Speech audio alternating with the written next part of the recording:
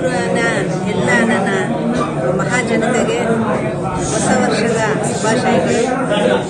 ಹಾಗೆಯೇ 2024ರ ಒಂದು ಕಹಿಘಟನೆಗಳನ್ನು ನಾವು ಹಿಂದೆ ಇಟ್ಟು ಆ 2024ರಲ್ಲಿ ಏನು ಸವಿನೆನಪುಗಳಿದ್ದಾವೆ ಅವನ್ನು ನಾವು ಹೊತ್ಕೊಂಡು 2025ನೇ ವರ್ಷದಲ್ಲಿ ಎಲ್ಲ ನನ್ನ ಸಂಡೂರಿನ ಎಲ್ಲ ಮಹಾಜನತೆಗೆ ಸುಖ, ಸಂತೋಷ, ನೆಮ್ಮದಿ ಮತ್ತು ಸಮೃದ್ಧಿಯ ಮೂಟೆಗಳನ್ನು ಈ ವರ್ಷ ಅವ್ರಿಗೆ ಹೊತ್ಕೊಂಡು ಬರಲಿ ಅಂತೇಳಿ ನಾನು ಈ ಸಂದರ್ಭದಲ್ಲಿ ಹಾರೈಸ್ತಾ ಇದ್ದೀನಿ.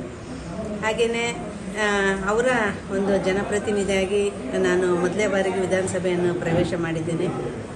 ಇವತ್ತು ಅವರೇನು ನನ್ನ ಮೇಲೆ ಭರವಸೆಗಳನ್ನಿಟ್ಟು ಇವತ್ತು ನನ್ನನ್ನು ಆರಿಸಿ ವಿಧಾನಸಭೆ ಕಳಿಸಿದ್ದಾರೆ. ಅವೆಲ್ಲ ಅವರ ಒಂದು ಭರವಸೆಗಳು, ಅವರ ನಿರೀಕ್ಷೆಗಳು ಏನಿದ್ದಾವೆ ಅವನ್ನೆಲ್ಲ ಪೂರೈಸ್ತಕ್ಕಂಥ ಒಂದು ಜವಾಬ್ದಾರಿ ನನ್ನ ಮೇಲಿದೆ.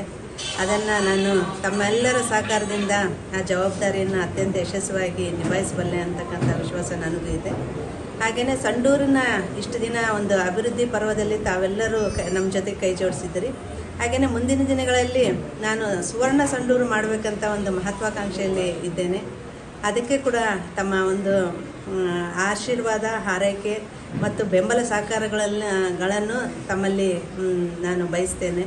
ಹಾಗೆಯೇ ಈ ಅಭಿವೃದ್ಧಿಯ ಪರ್ವದಲ್ಲಿ ತಾವೆಲ್ಲರೂ ನನ್ನ ಜೊತೆಗೆ ಹೆಜ್ಜೆ ಹಾಕ್ತಿರಂತಕ್ಕಂಥ ಒಂದು ವಿಶ್ವಾಸ ಕೂಡ ನನಗಿದೆ. ಹಾಗೆಯೇ ಮತ್ತೊಮ್ಮೆ ಎಲ್ಲರಿಗೂ ಹೊಸ ವರ್ಷದ ಶುಭಾಶಯಗಳನ್ನು ಹೇಳ್ತಾ ನಾನು ಎರಡು ಮಾತು ಮುಗಿಸ್ತೇನೆ. ನಮಸ್ಕಾರ. A to Z